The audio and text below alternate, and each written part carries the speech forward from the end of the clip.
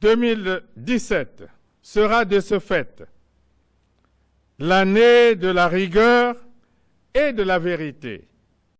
François Hollande est obligé de quitter le pouvoir après seulement 5 ans. Vous, ça fait presque 20 ans que vous dirigez le pays. Comment vous faites pour tenir aussi longtemps? Je ne sais pas. Je pense que c'est la vie et les situations ne sont pas les mêmes. Tout est différent. Mesdames, Messieurs, bonjour et bienvenue. Vous êtes sur Ziana TV, la chaîne de la diaspora. Toujours dans la rigueur et la vérité, vous suivez Décryptage doublé de quelques coups de griffe. Nous sommes dimanche 30 avril 2017 et je suis toujours en compagnie de Bédiel Baouna. Bédiel Baouna, bonjour. Bonjour, monsieur Sirwan Kosso. Bédiel Baouna, un fil rouge aujourd'hui, c'est le pool qu'on a dans toutes les choses, que ce soit dans le domaine culturel, économique et politique. On ne parle que du pool. Rappelez-vous, Bédiel Baouna, depuis le 4 avril 2016, cela fait maintenant une année que ce coin du Congo est bombardé quotidiennement. Bilan officiel, on n'en sait rien. Mais avant que nous allions en détail, Bédiel Baouna, on va écouter votre ami l'Arnolf Thierry Mongala nous dire exactement ce qu'il pense de cette crise et surtout la manière dont il qualifie en fait Toumi et ses hommes par rapport à ce qui s'est passé ces derniers jours. Bienvenue à vous, monsieur le ministre. Comment analysez-vous ces nouvelles pertes subies par l'armée? Non, c'est pas une perte dans l'armée, c'est un acte terroriste. Et un acte terroriste, par principe, est quelque chose d'imprévisible, de lâche, puisqu'en général les terroristes surgissent, agissent et disparaissent. Donc ce sont des actes terroristes qui, du point de vue logistique, du point de vue matériel, sont difficilement maîtrisables. Bédiel Baouna, vous avez écouté Thierry Mongala. Alors, Toumi, terroriste ou pas terroriste? Non. Non. Monsieur Ntoumi était un grand bandit. Oui, dans la mesure où il a contribué au saccage de la région du Poul. Du banditisme au terrorisme, on n'est pas trop loin. Non, pas du tout.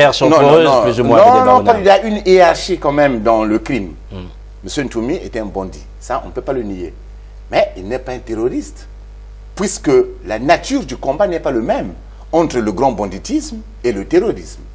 Vous ne pourrez pas mettre dans un même sac les fanatiques ou les sanguinaires de Boko Haram ou de Daesh, les partisans de Ntoumi ou bien Ntoumi. Non.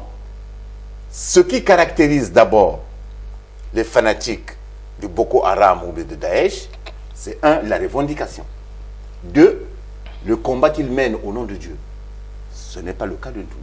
Vous me direz que Ntoumi est pasteur, oui, mais jamais, il n'a jamais mis ce statut-là en exergue, en relief. Non, on ne peut pas qualifier Ntoumi de terroriste. Il y a un problème politique au Congo, un chaos, auquel répond M. Ntoumi, il essaie de résister, tant bien que mal.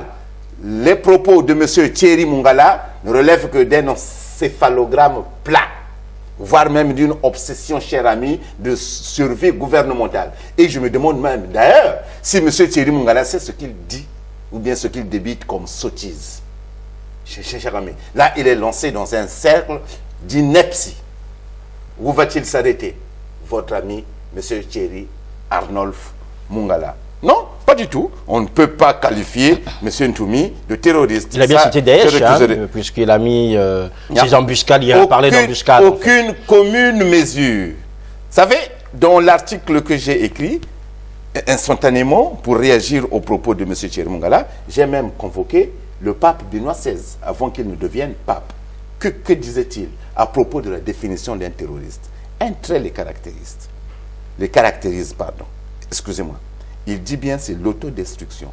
Oui, l'une des caractéristiques des terroristes, c'est cette instantanéité à l'autodestruction. On n'a jamais vu les ninjas se faire suicider ou bien se faire exploser à Brazzaville, ou bien à Oyo ou à Tchikapika, je reviendrai d'ailleurs. Non, pas du tout. Monsieur Ntoumi essaie de répondre à un pouvoir mafieux, donc je ne vois pas pourquoi on le qualifierait de terroriste. Vous savez, votre ami, ou bien le grand Albert Camus, comment définissait-il la révolte métaphysique? Par une seule phrase: les moyens justifient la fin. Oui, cher ami, ce qui rend une fin bonne, c'est le chemin parcouru pour l'atteindre, sans renier l'idéal qu'elle incarne. C'est exactement ce qui se passe avec M. Ntoumi dans le pôle, dans la mesure où le pôle est délaissé, abandonné, à genoux, humilié, un an durant. Personne n'en parle. On ne connaît pas les bilans alors qu'il y a des bombes. Or qu'on sait que là où il y a bombe, il y a mort d'homme. Il y a même des morts indirects, sans compter ceux qui sont dans la forêt, ceux qui essaient de fuir, ceux qui ne peuvent pas se soigner à cause des bombes, à cause des pilleurs, à cause de la folie meurtrière d'un homme fatigué qui ne sait plus quoi faire, d'un homme haineux, en l'occurrence, monsieur Sassou, cher ami. Bédel Bagouna, on va aborder déjà cette crise du pool par 3 aspects. On va commencer d'abord par l'aspect militaire. On a vu ces derniers jours des hommes qui sont tombés, des militaires, 9, on leur a rendu hommage. Or, on se rend bien compte que ça fait quand même une année, ça fait plus d'1 an, quasiment, que l'armée est dans le pool. Il y a des milliers d'hommes qui sont envoyés. Est-ce qu'aujourd'hui, on peut dire que l'armée a échoué par rapport à cette action de remise, je dirais, de l'ordre public dans le pool? On peut parler d'échec. Une armée face à un groupe d'hommes, d'insurgés ou des gens qui sont armés, des finicas, comment vous les appelez, des finkila et tout ça. Oui. Bon, je ne sais pas si, avant de parler de l'échec, il faut déjà définir la nature des hommes qui sont dans le pool, qui combattent, qu'on nous dise. Moi, je ne les considère pas comme des militaires professionnels. Un militaire professionnel, c'est celui qui a en tête, c'est celui qui est obsédé par la sécurité de ses concitoyens. Un militaire a vocation à protéger son pays en cas d'attaque extérieure. C'est ça un militaire. C'est d'assurer la paix, la sécurité de ses concitoyens. Et non d'aller tuer son propre compatriote. Donc ceux qui sont dans le pool, pardon, excusez-moi, pour moi, au mieux, ce sont des militaires aveuglés, au pire, des miliciens. Je ne voudrais pas ici, comment dirais-je, salir la mémoire de ceux dont on a vu les obsèques à Brazzaville récemment, 9. Mais au Congo, il ne vous a pas échappé quand il y a mort. Quand on vous donne un chiffre, c'est pas ce qui m'arrive, 9, donc c'est qu'il y a eu 30, 40, 50. Donc pour ne pas perdre la face, ils donnent un mauvais chiffre. Donc là où il y a bombe, il y a toujours mort. Donc, si l'armée perd en une journée 9, 10, 20, 30 militaires, donc c'est que l'armée, en un an, il a laissé aussi des têtes. Alors, enfin, du moins des miliciens. Oui. Il ne faudrait pas galvauder le mot armée. L'armée est disciplinée, c'est une grande institution millénaire. Donc, disciplinée. Moi, pour ceux qui sont dans le pool, n'ont rien de militaire. Ce sont soit des mercenaires, soit des miliciens fanatiques. Oui, en revanche, eux, à contrario, on peut les comparer à des fanatiques de Boko Haram. Ce sont plutôt les terroristes, parce qu'ils tuent leurs propres compatriotes. Alors, tuer son propre compatriote, on a vous dites que bon, vous assimilez en fait ces militaires officiellement reconnus comme tels par l'État congolais. Non, c'est l'État congolais qui les reconnaît comme voilà, mais pas les populations. Alors, on peut, en évoquant cet échec, on voit quand même les moyens qu'on met dans cette crise depuis une année. Énorme. Déjà des moyens militaires, des hélicos, des engins lourds, en fait, qu'on voit sur d'autres théâtres de guerre, hein, en fait, dans les pays où c'est vraiment des guerres. On voit aussi des moyens humains, quasiment des bataillons qu'on voit défiler vers le pool, et aussi des moyens financiers, parce que cette guerre, il y a bien des gens aujourd'hui qui gagnent de l'argent par rapport à cette guerre, notamment au sein de l'armée. C'est un business, oui. Les militaires véreux, pour ainsi dire. Certains, c'est déjà vers des trafics, on en a déjà parlé ici. Des trafics, pour sortir l'argent du trésor public, pour, voilà, il faut mobiliser, il faut aller acheter des munitions, il faut aller acheter des kalachnikov, c'est pas des kalash qu'on dit, il faut aller acheter ceci. Et c'est un business derrière. Donc, il y a ceux qui voudraient, nous l'avons déjà évoqué ici, ce sujet, cet aspect, il y a ceux qui voudraient que cette calamité ne prenne pas fin, ne s'éteigne pas, pour essayer de s'empiffrer davantage. Tout en sachant que d'un jour, un autre, ou bien du jour au lendemain, ils peuvent déguerpir, partir, être chassés du Congo, quand la roue va tourner. Parce que la roue tourne aussi, cher ami. Donc, ils en profitent. Voilà, pour soutirer l'argent ici, pour inventer ceci. Voilà, les militaires n'ont pas mangé. Ben oui, alors que c'est des militaires sur le terrain, certains se plaignent qu'ils n'ont pas de ration. Oui, oui. Il n'y a pas de ration. Il y a ceux qui ont perdu 15-20 kilos, on dirait des oiseaux déplumés qui ne peuvent pas. Donc du coup, ils se font bêtement massacrer. Et voilà, c'est ça aussi d'ailleurs. Ils ne sont pas motivés. Mais j'ai discuté aussi avec des gens, lesquels me rapportaient que non, beaucoup de ces militaires, entre guillemets, désertent les rangs de leur infanterie ou de leur bataillon quand ils arrivent dans le pool.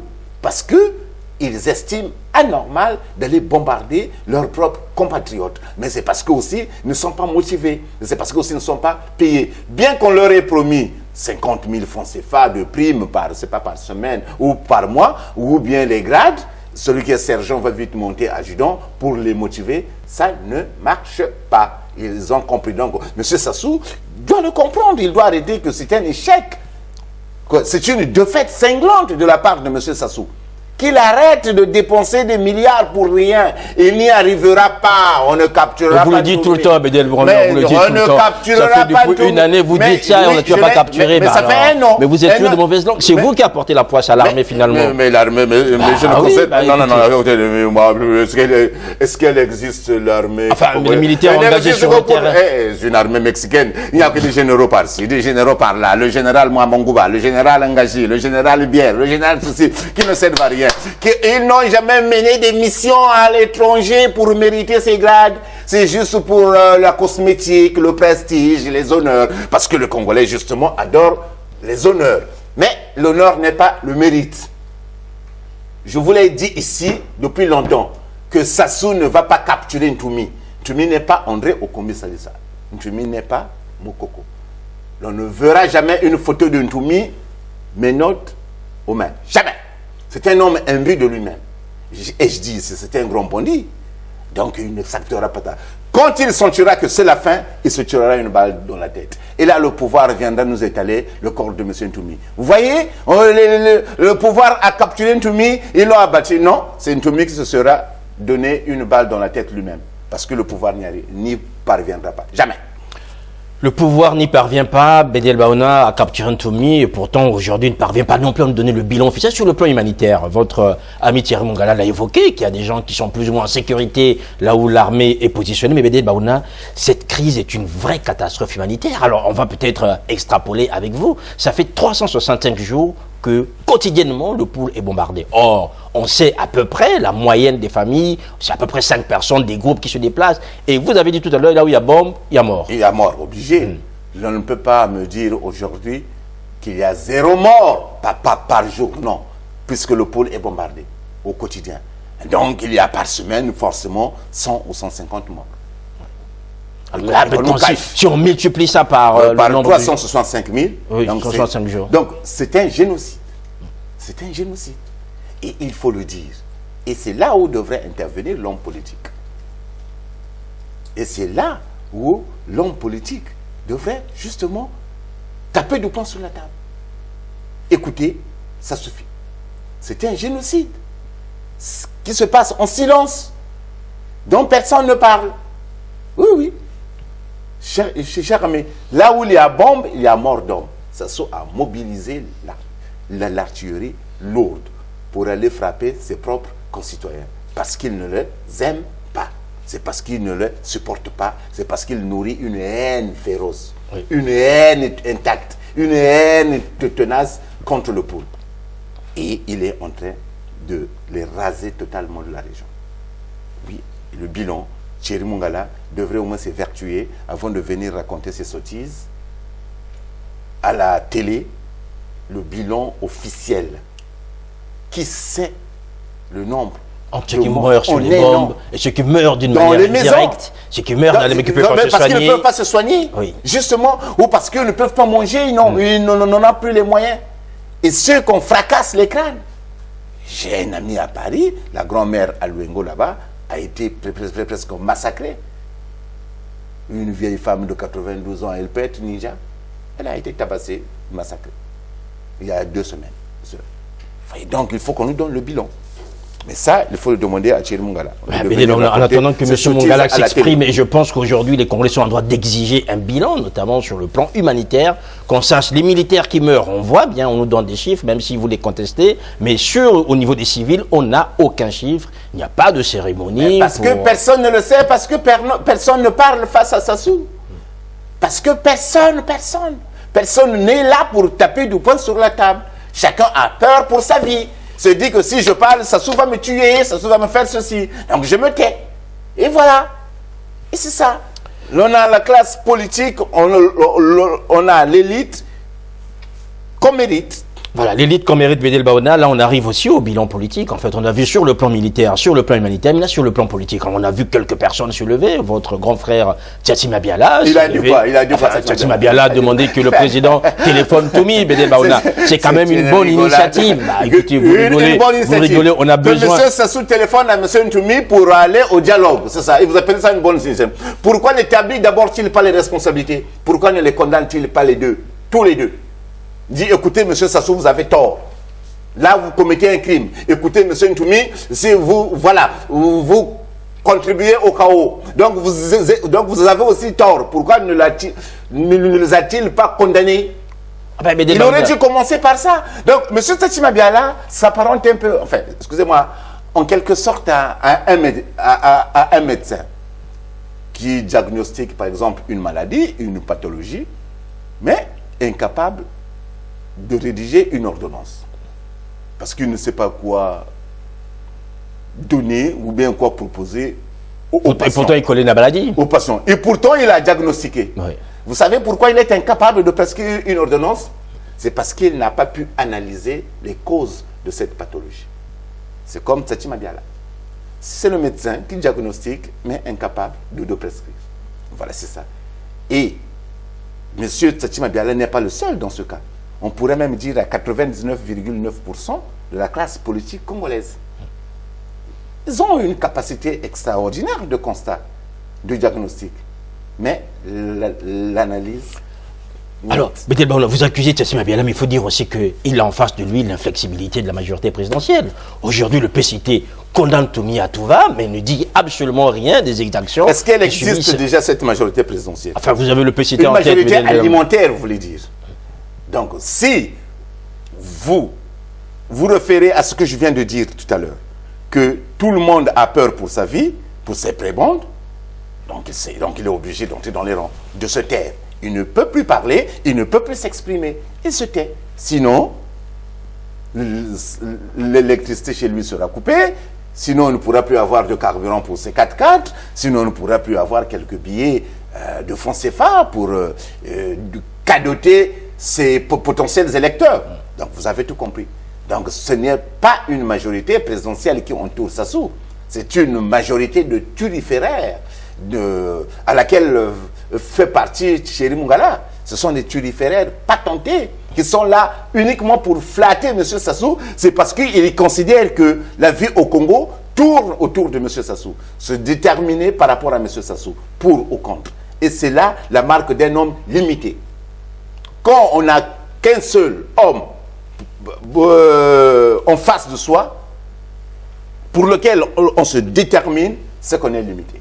Alors, et c'est ce qui se passe justement actuellement au Congo. Alors, si l'on avait une classe politique puissante, forte, on ne serait pas là, cher. On ne serait pas là. Alors, une opposition qui ne prend aucune initiative, et pourtant votre grand frère Boawor, de temps en temps, il nous jette comme ça. Il le condamne, mais il propose quoi? Est-ce qu'il a-t-il les moyens justement de proposition justement? Je viens de vous donner, de filer la métaphore médicale tout à l'heure ici, cher ami. Je viens de vous dire que beaucoup d'hommes politiques congolais sont dans le cas d'un médecin qui diagnostique, mais qui ne peut pas prescrire une ordonnance. On est là. On est là, Bédel Baona, restons toujours dans ce fil rouge par rapport au poules. Bédel Baona, vous avez souvent raillé, il faut que je le rappelle, parce que ceux qui vous écoutent l'ont bien compris, votre mauvais esprit de railler le gouvernement, de railler les institutions. Je ne sais pas ce que vous arrive ces jours-ci, esprit mal tourné, mauvais esprit. Je perçois un peu l'ironie, je vous l'accorde. Quand les choses fonctionnent, vous voyez toujours mal, tout ne fonctionne pas. Or, vous avez souvent dit, vous allez peut-être me dire, ben voilà, le pool, problème de sécurité, mais Bédel Baona, un grand cabinet anglais basé à Londres, que vous connaissez sans doute, Contrôle Risque en fait. Ce rapport 2017, vous l'avez bien lu, j'espère. Oui, exactement, je l'ai lu. Alors, je vais vous demander, Et que dit-il? Bédel Baouna, pour une fois. Un seul pays, le Maroc, qui est considéré comme le pays le plus sûr en Afrique, où les investisseurs peuvent s'établir sans difficulté aucune. C'est une lecture partielle, Bédel Baouna. C'est une lecture partielle. Laissez-moi vous dire ce qu'on a dit du Congo. Mais c'est pas moi qui le dis. Le Congo aussi a une bonne note. Le pays le plus sûr, c'est le Maroc. Donc il y a deux catégories de pays. Oui. Les pays à risque élevé et puis les pays à risque faible. Voilà, le Congo, parce que le Congo est en train de gravir des marches, parce que le Congo est dans la même catégorie que le Sénégal, le Botswana, le Ghana, la Guinée, le Malawi, le Cap-Vert, les Seychelles. Oui, alors que les gens diraient que au Sénégal, on est plus en sécurité qu'au Congo. Or, ce rapport que vous connaissez bien, sur la cartographie en fait des risques sécuritaires et politiques, et là, le Congo se retrouve plus ou moins bien positionné, puisque le pays, sur le plan sécuritaire, présente des risques faibles. Donc, à la limite, on peut venir au Congo, investir, c'est ce que fait le gouvernement aujourd'hui, demander aux hommes d'affaires venir là et donner leur argent. Ils vont nous dire peut-être que le pool, ça pose un problème. Mais non, pour eux, le pool, c'est pas un problème. Pour eux, le pool, c'est pas un problème. Donc, dans ce cas, ils peuvent s'établir dans le pool alors. Mais quels sont les critères quels sont les critères qui ont présidé à cette cartographie annuelle, à ce rapport 2017? Les critères sécuritaires, chers amis, 8 indicateurs. Ils ont dit le vol, l'enlèvement, la destruction des biens, l'extorsion, la fraude, la perte de contrôle de la gestion, le vol d'informations et l'expropriation. Tous ces mots sont les gens au Congo. Tous ces mots, le vol au Congo, attendez, une fois encore, je vais convoquer ici votre ami Angios Ngambe. Oui, mais bon, lui ne dit pas République, il donne des leçons, le gouvernement de la République n'est composé que d'affairistes. Alors, s'il n'y a pas de vol, de détournement de fonds au Congo, votre ami Pierre Madiala n'aurait pas donné une conférence de presse, une conférence que j'ai vue passer quelque part sur les réseaux sociaux. C'est vrai qu'il a accusé. Cela signifie qu'il a constaté qu'il y a les détournements de fonds. Oui, par des magistrats, c'est des magistrats. Mais alors qu'on ne me dise pas que le Congo est un pays sûr en ce qui concerne les investissements, ou bien c'est un rapport très subjectif qui n'a aucun sens, mais plutôt une utilité pour les expatriés. Prenons d'autres critères, mais il y a aussi... Il y a aussi des indicateurs, par exemple, politiques, des critères. Quand il dit l'insécurité juridique, l'exposition à la corruption, entre autres, l'expropriation, les réglementations défavorables, les atteintes à la réputation et les sanctions internationales. Le Congo n'a pas de sanctions internationales. Mais pour ne retenir que l'insécurité juridique, est-ce que vous croyez... Monsieur Okongakala fait son travail, le grand procureur. Avec des dossiers vides, on sait que tous les opposants, tous ceux celui qui a remporté l'élection présidentielle, qui est arrivé du moins en deuxième position, est en prison. Dans un pays où il y a au moins 150 hommes politiques en prison, et vous dites que justement, ce pays-là mérite d'être cité parmi les pays les plus sûrs en Afrique. Ou bien, ceux qui ont rédigé ce rapport, ce cabinet britannique, ne s'est pas rendu à Brazzaville, à Pointe-Noire, à Dolisie, à Kinkala, à Mindoulier, à Madingu, etc. Cher ami, non, je ne crois pas. C'est une facétie. Quand j'ai lu ça, c'était il y a quelques jours, bien que... le 12 avril, j'ai rigolé, je me suis dit, mais arrêtez, mais il y a eu une contradiction. Il a été bien accueilli, il a été bien accueilli au Congo. Mais les autorités. La preuve qu'ils n'étaient même pas eux-mêmes au courant, c'est que le rapport, que même les journalistes congolais qui l'ont balancé, il suffit d'aller lire l'agence congolaise d'information, un article, mais avec des envolées lyriques, voilà, le Congo c'est un pays sûr, donc les investisseurs pouvaient venir, ils peuvent aller investir à Kinkala, à Vinza, à Kindamba, il n'y aura pas de bombardement, c'est ça? Voilà, c'est là qu'il a écrit. Le rapport est sorti il y a 3 semaines. Mais c'est maintenant seulement qu'au Congo qu'on en parle. Tous les médias sont presse. Donc, ils ont du retard. Bon, c'est pas grave. Mieux vaut tard que jamais. Ils sont rentrés dans les rangs. Mais qu'on ne me dise pas que le Congo est un pays sûr. Mais sinon, le Congo ne serait pas... Mais à risque faible, mais à risque faible, mais sinon, il n'y aurait pas faillite. Mais pourquoi il y a faillite? Au Congo, il n'y a plus rien. Il n'y a pas de sous. Il n'y a pas d'argent dans les caisses, cher ami. Il n'y en a pas. Les gens souffrent au Congo, c'est la galère. Mais téléphonez au Congo. Moi, les lundis, les mardis, je souffre. Il faut que j'aille vers la gare du Nord à Paris pour envoyer le crédit MTN à ma famille. Voilà. Je recharge leur téléphone depuis ici, Paris. Je ne voudrais pas faire la pub. Mais c'est une galère terrible au Congo. Ça a appauvri le Congo. Ça soit à piller le Congo. Il n'y en a pas. Donc, ne me disent pas que les investisseurs peuvent aller au Congo. Ou bien les investisseurs véreux, oui, les magouilleurs, qui apportent 775 milliards de francs CFA pour repartir un an plus tard avec 2000. C'est ce que vous voulez dire. Si tel est le cas, tant mieux.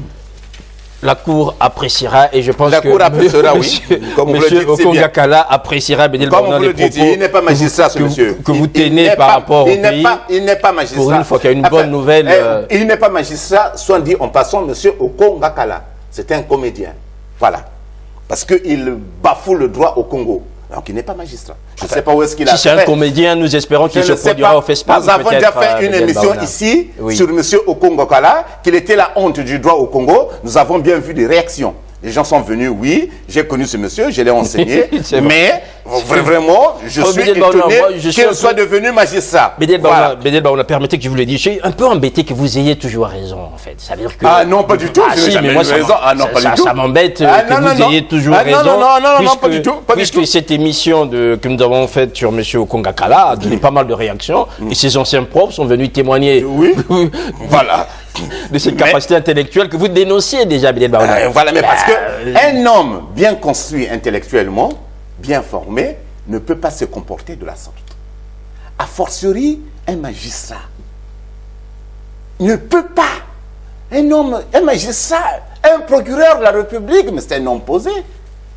Mais c'est un homme calme, mais c'est un homme qui tient à la liberté de l'autre.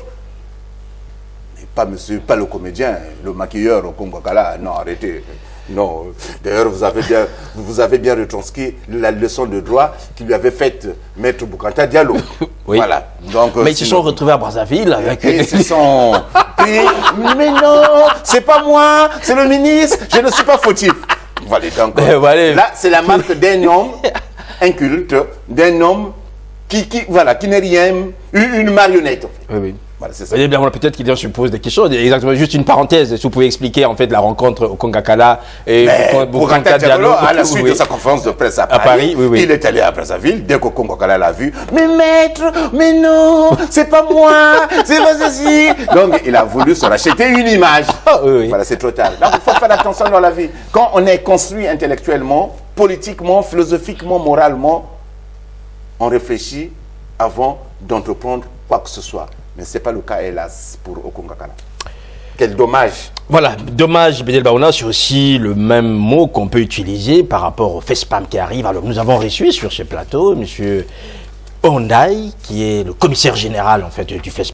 Or, depuis son retour à Brazza, plus grand monde ne parle de ce festival panafricain de musique qui a lieu tous les 2 ans à Brazzaville. Que se passe-t-il, Bédel Baouna? Vous êtes souvent bien informé. Que se passe-t-il? Là, la dernière réunion qu'il y a eu au ministère la semaine écoulée, c'est que nous avons appris, selon mes informateurs, qu'il y a eu une bagarre entre le commissaire général et le ministre. Votre petit frère... Léonidas Motom, vous voulez dire. Avec lequel on vous a vu... Je vous l'accorde, mais cela ne m'empêche pas d'émettre une critique. Allez-y. Il y a un papier d'ailleurs de la sœur Julienne Oboura sur le site entrecongolais.com qui a bien retranscrit la situation.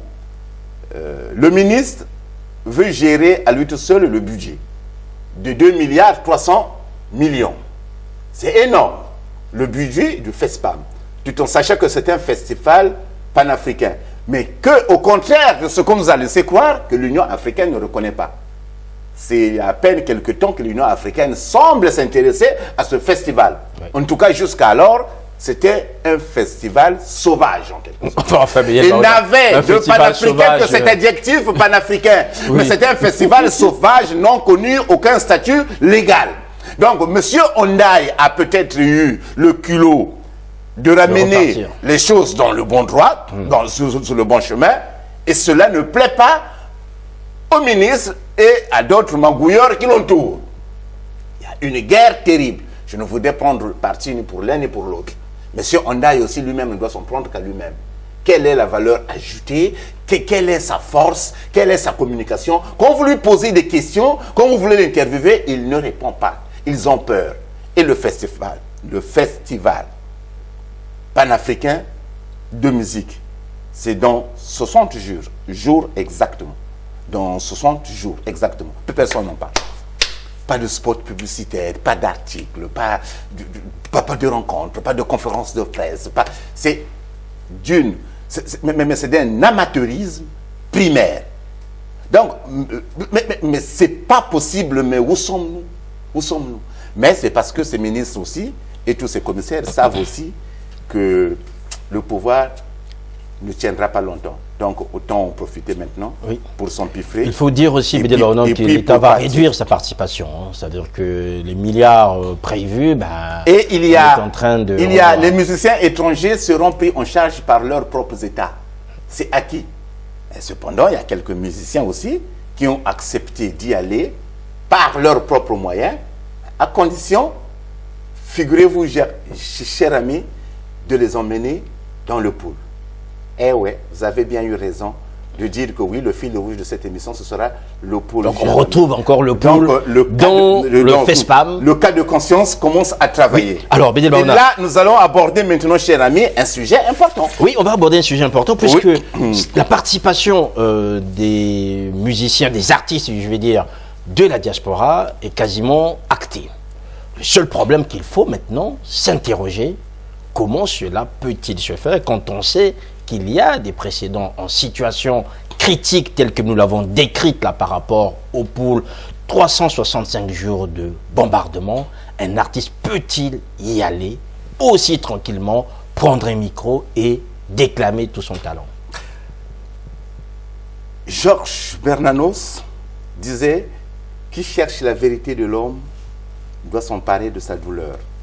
Est-ce que les musiciens de la diaspora, emmenés par le producteur Syriac Basoka, c'est tenté qu'il soit producteur? Moi, en tout cas, je n'ai jamais vu. Il a une maison de production, Syriac Basoka Production. D'accord, ils vont emmener les musiciens de la diaspora. Oui. Est-ce ont-ils besoin de FESPAM pour exister? Je vais vous répondre, Bédel Baronan. Attendez, allez-y. Ces musiciens ont-ils besoin du FESPAM pour vivre? Ce sont deux choses différentes, vivre et exister. Tout à fait. Je peux comprendre qu'un Balou Konta qui a un album sur le marché, il y a déjà un nom. Non, il pourra aller pour la promotion. De toute façon, d'une manière ou d'une autre, le FESPAM contribue aussi à la promotion des artistes, de la musique. Mais un artiste, comme mon grand frère Jeskin Lokomasengo, qui a commencé à chanter, je n'étais pas né. Que va-t-il apporter au FESPAM, au fait, de nouveau? Que va-t-il apporter? Une seule chanson en 50 ans de carrière. Une seule chanson, Bédel Tu es belle, oh tu es noire, oh fille de Jérusalem, c'est tout. Et tout le monde sait à Brazzaville qu'il va interpréter cette chanson et à la fin, il fera ses glissades qui ressemblent un peu au hockey sur glace ou au patinage artistique. Et d'ailleurs, on se demande jusqu'à présent comment il a fait pour ne pas être victime d'une entorse. Tellement il glisse, crac, crac, crac. Mais attends, une seule chanson Jeskin. Ou bien si vous allez me parler de ces chansons du trio Majesty avec leur danse, voilà, qui ressemble à un défilé des militaires nord-coréens, je vous l'accorde. Oui, mais dites-moi, est-ce qu'il a pensé un peu à ceux qui souffrent dans le pool? Il est libre, M. Jeskin et les autres, d'aller au FESPAM. Mais, quand même, il est musicien. C'est quoi un artiste engagé? Je lisais un article, pardon pour la pub, dans le Figaro.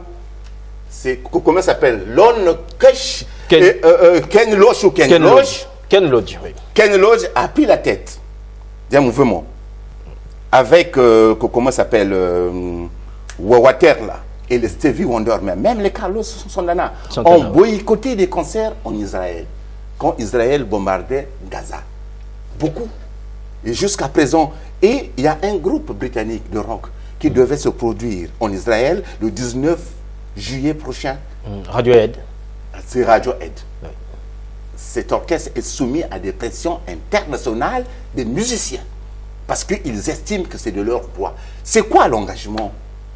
C'est quoi? Vous soupçonnez les Mais artistes c'est congolais de quoi? ne pas être engagés, Mais- Bédiel Baouna? mais- Non, attendez, donc vous soupçonnez les artistes congolais de ne pas être des Mais artistes engagés? est-ce que vous avez déjà entendu une signature, une lettre de musiciens congolais dénonçant ou boycottant un festival au Congo ou bien une activité? Boycottant peut-être pas, mais Jackson Babingui s'est souvent levé, il a souvent pris je la vais vous parole. donner un exemple.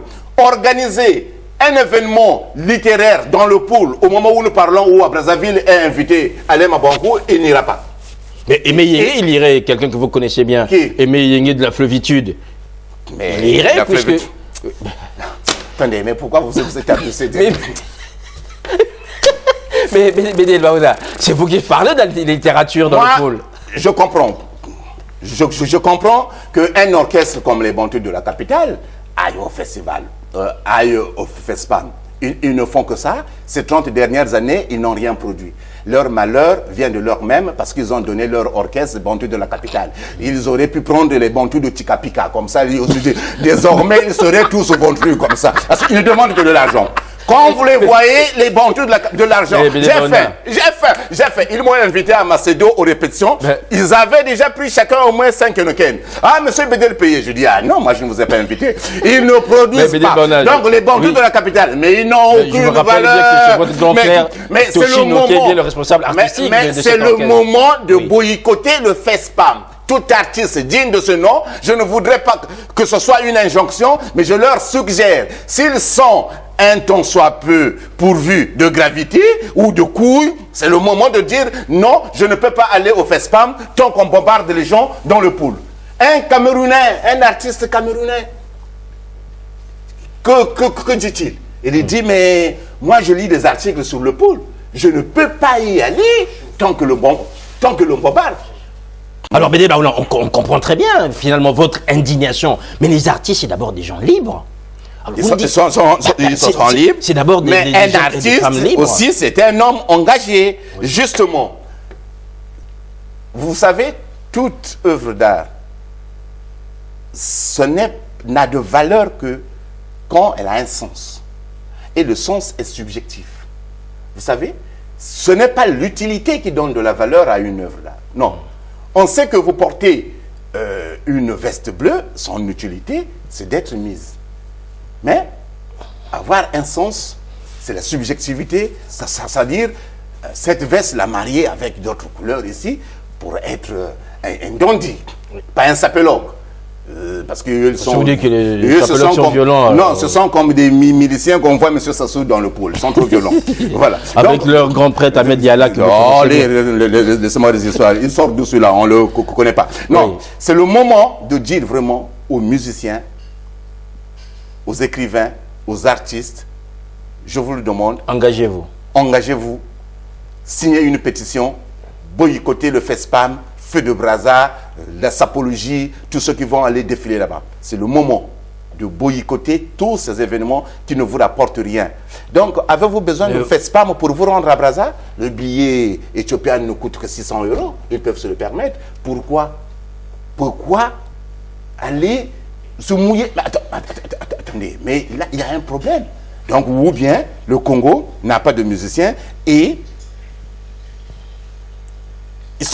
ils seront obligés d'aller les chercher à Kinshasa. Mais c'est tout à fait normal. Un Kofi Olomide n'a aucune personnalité. Il n'a jamais participé à aucune œuvre caritative, humanitaire ou humaniste. C'est tout à fait normal. Ou bien aux chanteurs qui viendraient chanter, M. Sassou, merci Papa Ochombe, au Boteninel, Tissa Jinaye, l'équipe Sukinyo Soya Pharaon, merci Papa Ochombe. Ça c'est normal, ça c'est connu d'office. Mais les Djeska, que je respecte, et autres, et les Balou Konta, les Jackson Babingui, vraiment, s'ils sont des artistes, s'ils ont une conscience, c'est le moment de les boycotter, mais je ne leur impose pas, je leur suggère. Quant à Sidiak Basoka, bon, je ne sais pas ce qu'il est, vraiment, franchement, je ne sais pas ce qu'il a déjà fait, il peut faire ce qu'il veut. Mais pour les musiciens, je pense que non.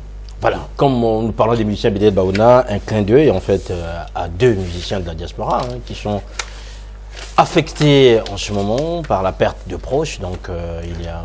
Oui, il y a Sami Massamba qui a perdu sa maman avant-hier. Donc nous lui adressons nos condoléances.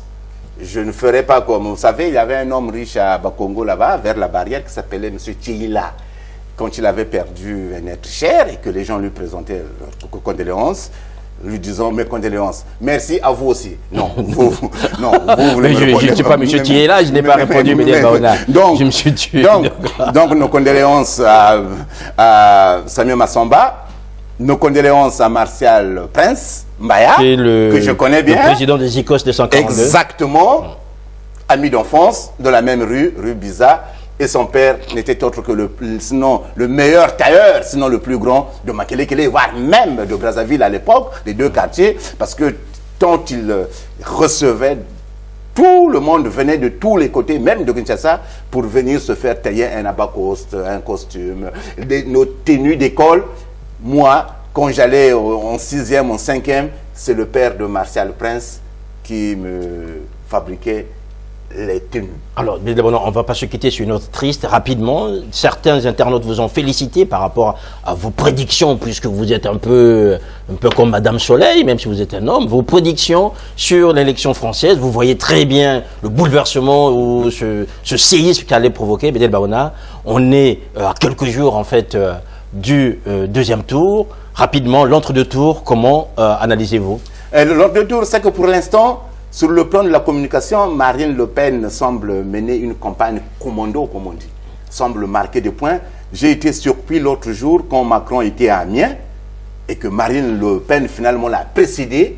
Pour faire des selfies. Des selfies, mais la communication compte tout à fait. Très fort. Donc, elle est en train de mener une campagne commando, mais bon, ce n'est qu'un feu de paille. Je crois que ça ne marchera pas. Il faut regretter justement ce que j'ai appelé ici la dislocation des partis traditionnels. Oui. Maintenant, vu des Congolais, il y a une guerre des Congolais qui connaît Macron, qui ne le connaît pas. Il y a même eu un article, la guerre des réseaux sur Emmanuel des Congolais sur Emmanuel Macron. Mais connaître Emmanuel Macron ou poser avec lui ne va pas résoudre les problèmes du Congo. Ça, c'est un manque de stratégie. Tous ceux qui entouraient Mokoko, tous ceux qui se sont battus pour Mokoko, c'est bizarre qu'ils sont ont tous transposé leur combat vers Emmanuel Macron. Oui. C'est pas Emmanuel Macron qui ira faire sortir Mokoko ou qui ira résoudre le problème. Mais ça, c'est la marque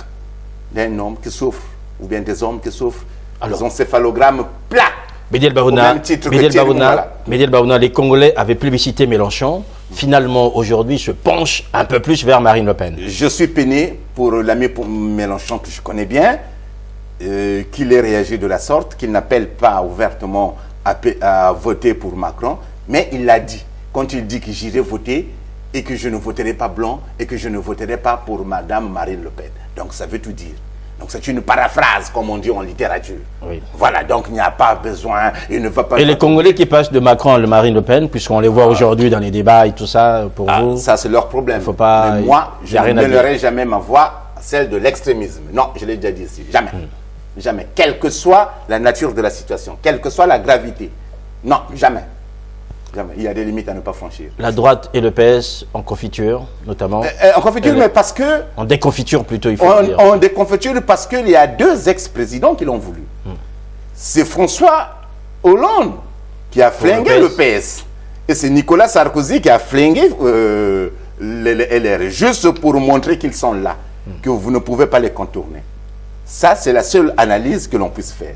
Donc, ces partis manquent de leader jusqu'à présent. Et Macron, quelle chance! Quelle chance inouïe! Comme le disait Molière, aux âmes bien nées. La valeur n'attend pas le nombre d'années. Il n'a jamais été élu première élection. Président. Enfin, on va voir ça d'ici là. C'est la président. Oui, oui, il n'a plus de suspense. Oui. Il ne voit pas la France prendre le risque du chaos, de mettre une femme... pour diriger la France. Non, je ne pense pas. Enfin, il y a des femmes de qualité. Marine Le Pen a certainement des compétences, mais son projet est nocif, toxique. Donc ça me semble un peu difficile pour elle. Donc Macron sera président. Mais il y a une autre bataille en juin. C'est que le gouvernement doit procéder de l'Assemblée nationale. Et là, je vous assure, cher ami, c'est une autre... paire de manches. Voilà. nous aurons le temps d'analyser cette nouvelle paire de manches, Bédel Baouna. Merci. De rien, cher ami. Voilà, mesdames, messieurs, vous avez suivi Décryptage. Merci à Noko Kumunga Koso, Alexis Passy et tous les autres qui ont accompagné notre équipe dans la réalisation de cette émission. Merci à vous, toujours aussi nombreux, à suivre ces programmes de Zena TV. Portez-vous bien, à la semaine prochaine. Au revoir.